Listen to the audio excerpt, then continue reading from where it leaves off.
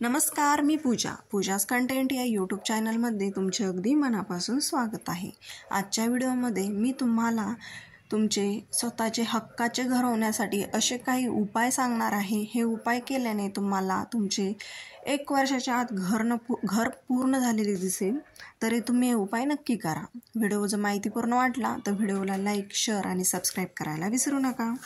हे बघा, जीवनामध्ये प्रत्येकाला वाटत असतं स्वतःचं हक्काचं घर व्हावं आणि ते असायला पाहिजेच, कारण भाड्याच्या घरामध्ये माणूस किती दिवस राहणार ना। आणि भाड्याचं घर म्हटलं की सतत ते भाड्याचं घर खाली कर असं तर सगळ्यांना माहिती, ही एक म्हणच झालेली आहे। आणि जे माणसं ज्या बायका भाड्याच्या घरामध्ये राहतात ना, त्यांना माहिती आहे म्हणजे भाड्याच्या घरात राहिल्याने काय काय आपण भाड्याच्या घरामध्ये जे स्वतःच्या हक्काच्या घरामध्ये आपण जितक्या मनमर्जीने राहू शकतो तेवढं आपण भाड्याच्या घरामध्ये अजिबात राहू शकत नाही।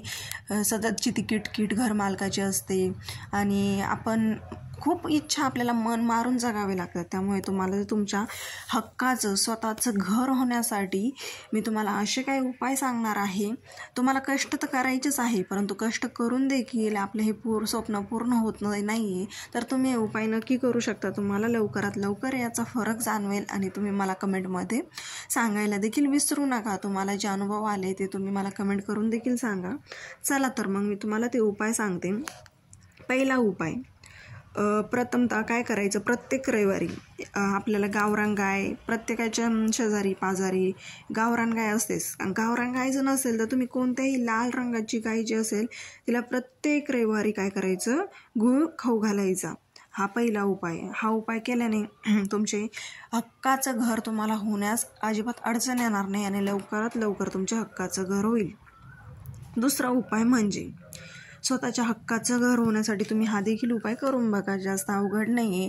आणि दिवसातल्या 24 तासामध्ये जर आपले 5 मिनटं आपण याच्यासाठी दिले तर काहीही फरक पडत नाही, कारण आपलं एवढं स्वप्न पूर्ण होत असेल तर आपण दिवसातले 5 मिनटं नक्कीच याला देऊ शकतो।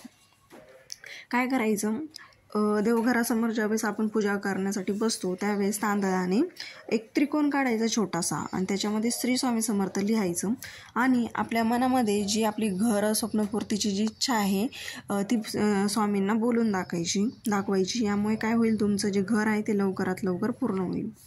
आता तिसरा उपाय, तुम्हाला जर हक्काचं घर होऊ वाटत असेल तर तुम्ही काय करायचं, मंगळवारी देवाला प्रार्थना करायची देवासमोर।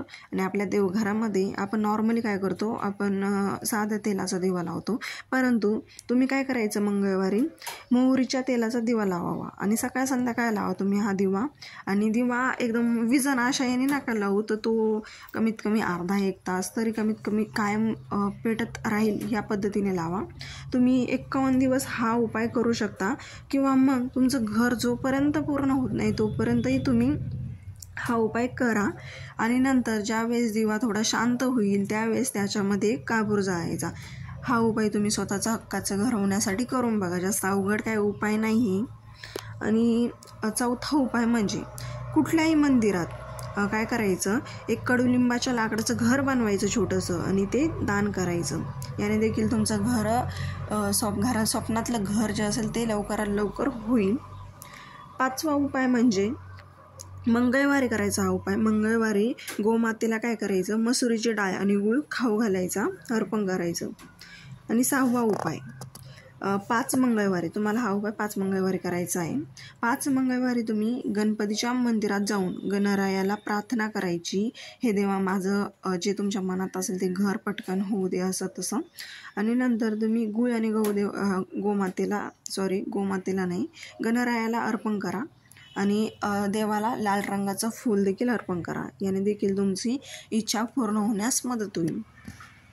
7वा उपाय, तुमच्या जर कुंडलीमध्ये ग्रहदोष जे असेल ना ते कमजोर असेल आणि यामुळे काय होत असेल, तुमच्या ह्या घराच्या जे तुमचं स्वप्न आहे घर बांधण्याचं त्यामध्ये नियमित अडचण येत असेल, म्हणजे आपण जर म्हटलं मला आता हे घर बांधायचं आहे परंतु त्याच्यात काही ना काही पैशासंबंधी म्हणा, काही पैसेच कमी पडत असेल, किंवा मग हे कर्ज तुम्हाला मिळत नसेल, किंवा काही जर अडचण येत असेल तर तुम्ही काय करायचं, हनुमानाच्या मंदिरात जाऊन हनुमानजींना सिंदूर अर्पण करायचं। यामुळे काय होईल, तुमच्या अडचणी कमी होण्यास मदत होईल।